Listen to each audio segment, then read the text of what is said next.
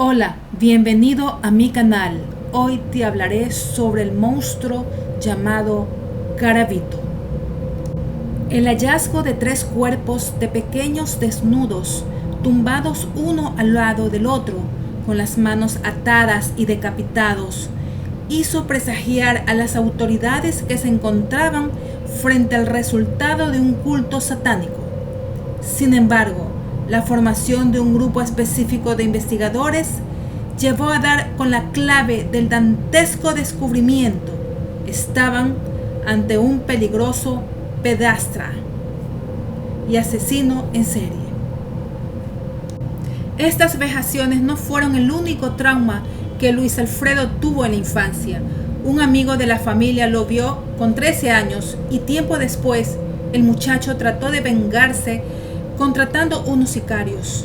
A partir de entonces, la víctima se convirtió en verdugo y desarrolló una personalidad agresiva, iracunda, psicótica y paranoica, sumada a una fuerte atracción sexual hacia los pequeños. De hecho, a los 14 años cometió su primer intento de violación. Acorraló a un pequeño de 5 años, pero lo descubrieron. Aquella pedofilia desembocó en una ola de crímenes que emergió cuando Garavito contaba con 35 años. Cuanto más torturaba a sus víctimas, más placer sentía. Antes de comenzar su carrera criminal, llevaba una aparente vida normal, ejerciendo como vendedor ambulante de estampitas religiosas, con las que recorría gran parte del país, y aunque su comportamiento era poco sociable, con tendencia a la venganza, Garavito trataba de calmar aquellos fantasmas con grandes cantidades de alcohol. El pederasta finalmente cruzó el año 1992.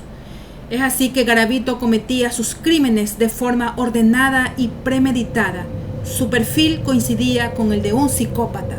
Las víctimas eran varones, generalmente de barrios pobres entre 8 y 14 años, a quienes abordaba en parques, canchas deportivas y terminales de buses. Les ofrecía dinero, los llevaba a un lugar inhóspito y los asesinaba estando borracho. Anotaba en un cuaderno el lugar en el que había raptado a cada uno de sus víctimas y edades, y era capaz de describir el sitio exacto donde había dejado cada uno de sus cuerpecitos. Así fue como, durante los siguientes 5 años, Garavito perpetró cientos de asesinatos movido por un impulso. Según él, todo sucedía de repente y sin planificación, pero la realidad era otra. El pederasta planeaba cada asalto y tortura con sumo cuidado. Para evitar ser descubierto, cambiaba continuamente de aspecto y se disfrazaba de sacerdote, granjero, anciano, vendedor, ambulante, profesor, monje, indigente, discapacitado y hasta de representante de funciones para ayuda y otros personajes. Elegía a menores que vagaban por las calles en busca de comida o simplemente de afecto y se acercaba ofreciéndoles alimentos, regalos o prometiéndoles dinero. Una vez que captaba su atención y se ganaba su confianza, los animaba a dar un paseo hasta cansarlos, mientras él se iba bebiendo una botella de brandy. Cuando estaba lo suficientemente ebrio, los arrastraba hasta un lugar apartado e iniciaba una tanda de torturas. 5 años tardaron en percatarse de que las cientos de desapariciones que se produjeron en Colombia tenían un único responsable: Luis Alfredo Garavito, la Bestia. Según los informes forenses, los cuerpos encontrados presentaban signos de un sufrimiento extremo. Atados de pies y manos, los golpeaba y pisoteaba en el estómago, pecho, espalda o cara. Los marcaba, cortaba o mutilaba con cuchillos o destornilladores para después violar brutalmente. Solo alcanzaba el clímax de placer cuando los degollaba. Tras los asesinatos, Garavito abandonaba los cuerpos en algunos lugares descampados. Los primeros cuerpos que encontraron fue a finales de 1997 y eran los cuerpos inertes de 3 pequeños que permanecían juntos, desnudos, maniatados y con las gargantas seccionadas. Ante la escena, las autoridades iniciaron una inspección ocular de la zona en busca de pruebas. A pocos metros de esta especie de fosa localizaron una nota manuscrita con una dirección. Era la de la novia de Garavito. Cuando arribaron al domicilio y registraron la estancia, no hallaron ni rastro del asesino, pero sí varias bolsas con sus pertenencias, entre ellas su agenda o diario personal. Ante la magnitud de los hechos, la policía creó un departamento especial para capturar al fugitivo. En los siguientes 2 años de búsqueda, que fue incansable, sin embargo, Garavito jugaba con todo a su favor. Sus constantes cambios físicos y la utilización de disfraces y nombres falsos dificultaron su detención, mientras los investigadores no paraban de desenterrar pequeños mutilados en más de 60 ciudades por el apodado como la bestia, el monje o el monstruo de Génova. Continuaba con sus tropelías. Hasta que el 22 de abril de 1999, un indigente salvó a un menor de acabar como el resto, torturado y bajo tierra. Garavito lo raptó en plena calle y tras llevarlo a una zona boscosa empezó a besarlo e intimidarlo. Los gritos de la víctima alertaron a un sin techo que no dudó en tirar piedras al pederasta para espantarlo. Así fue como el infante escapó y la policía detuvo al fin a este monstruo. Al inicio del interrogatorio, el sospechoso negó ser el responsable de la muerte de 114 víctimas, todas ellas documentadas gracias a la agenda confiscada por la policía en la casa de su novia. Aún así, el detenido se mantuvo firme negando la mayor, pero las autoridades empezaron a acorralarlo. Primero con pruebas. En las escenas de los crímenes hallaron las cuerdas con las que maniataba a los pequeños, restos de su ADN en los cuerpos, además de una botella de brandy vacía, siempre de la misma marca. Este monstruo pidió un mapa y también la agenda donde tenía documentados los crímenes. Entonces decía, mirando el mapa, aquí enterré todos los cuerpos.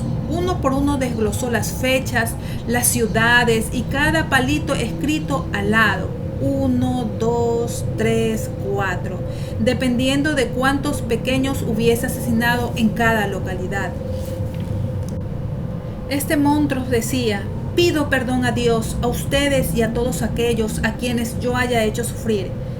Espetó durante la confesión y aunque aseguró que no tenía ninguna perversión sexual y que tampoco era homosexual, él confirmó ser el responsable de la muerte de 150 pequeños con absoluta frialdad y sin que le temblara la voz. Decía este monstruo, cada vez que yo tomaba me daba por buscar un niño. Aquella fuerza extraña me dominaba por completo. Le llevaba cada noche a cazar a nuevas víctimas y a practicar ritos satánicos con sus cuerpos. Señaló que hizo pacto con el diablo para justificar sus macabras vejaciones. Dentro de las investigaciones, los psiquiatras forenses elaboraron un perfil psicológico y decían, es un hombre muy peligroso que finge emociones que no siente, se excita con el riesgo y al que le encanta la sensación de dominio y de ejercer un papel superior.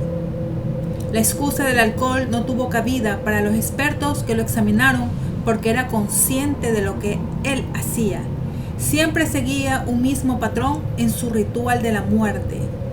Llevaba a sus víctimas maniatadas a los lugares solitarios, los obligaba, luego y mientras ejecutaba la vio con cuchillas les rasgaba la espalda. Finalmente los remataba con una puñalada en la costilla izquierda. El 12 de octubre del 2023, la autoridad carcelaria de Colombia confirmó que Garavito murió en un hospital de Valledupar a los 66 años. Padecía cáncer en un ojo y leucemia. Garavito pagaba una condena en la prisión de máxima seguridad, la Tramacúa, en el norte de Colombia. Su muerte cierra un doloroso y traumático capítulo, no solo para las familias de sus víctimas, sino para todo el país que temía su salida de prisión. Garavito entró a prisión en 1999. Sus condenas sumaban 1.853 años. Ante la justicia, Garavito confesó haber secuestrado, torturado y a 140 pequeños a lo largo de 7 años en 59 municipios de Colombia. También cometió homicidios en Ecuador y Venezuela. La fiscalía consideró 32 hechos más de los reportados por el asesino. El caso que dio inicio a la investigación fue el de 3 pequeños de 9, 2 y 13 años que encontraron muertos en 1998 en una finca en Génova, Quindío, con signos de tortura y desmembración de algunas de sus extremidades. Los guardas que los custodiaron en su tiempo en la cárcel, los investigadores judiciales y varios periodistas coinciden en que era un hombre manipulador y capaz de mostrar convenientemente diferentes personalidades. Rafael Poveda, quien fue uno de los periodistas en entrevistarlos por última vez en el año de 1922, relató: con el ojo derecho, que es el que le queda abierto, era como si lanzara unos rayos X que te llegaran al hueso y a lo más adentro de tu ser. Es un tipo que te trata de intimidar. Los monstruos existen. Si te llegó a gustar este capítulo, por favor dame tu like y suscríbete para ayudarme en seguir presentando más casos como este. Cuídate mucho. Adiós.